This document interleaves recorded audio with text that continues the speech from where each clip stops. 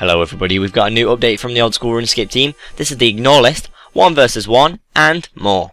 This week they've got a bunch of quality of life updates from Content Poll 29. Trouble Brewing 1 vs 1, hiding messages from ignored players, and more. So first of all, hide messages from ignored players. When adding players to your Ignore list, their recently sent messages will now be hidden. This change applies to the following: private messages, chat channel messages and clan wars challenges, trade requests and duel challenges, auto chat and public chat.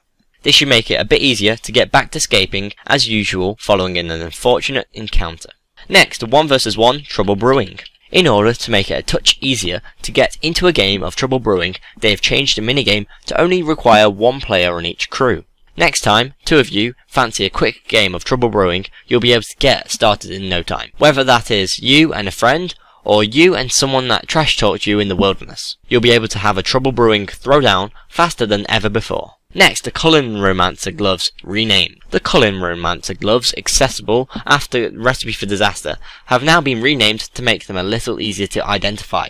While the names of these gloves have never been anything other than gloves, regardless of which type, the community have named them based on their similarities to different armor sets, and they have renamed them to reflect this. So, we've now got the hard leather gloves, the bronze gloves, the iron gloves, the steel gloves, the black gloves, the mithril gloves, the adamant gloves, the rune gloves, the dragon gloves, and the barrows gloves. Next, the banknote exchange merchants. A few NPCs called banknote exchange merchant have popped up around Old School. These NPCs exchange banknotes for the items they represent for 5 GP per item. They can be found in the following locations: Rimington in the general store, Bandit Camp in the general store, Karamja in Jiminua's store, and Polinovich by the market seller. You can unnote your items by using your noted items on the banknote exchange merchants, or by talking to them and going through the dialogue. Also, in other news, Slayer Masters now have a right-click option, Assignment, that allows you to quickly check progress on current tasks or start a new one. Saplings are now tradable. Entering and leaving Sophinim is now slightly faster. The spelling of Lanthus in an elite clue challenge has now been fixed. The item Drag Dagger has been renamed Dragon Dagger. The Serpentine Helm can now envenom NPCs that only use fire breath attacks.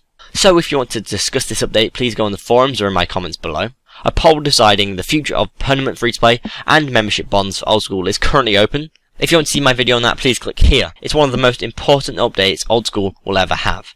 And work is continuing on Achievement Diaries and the Grand Exchange, with both updates planned for release in the next few weeks. The next several weeks are going to be big ones for Old School, so keep an eye out for some big updates.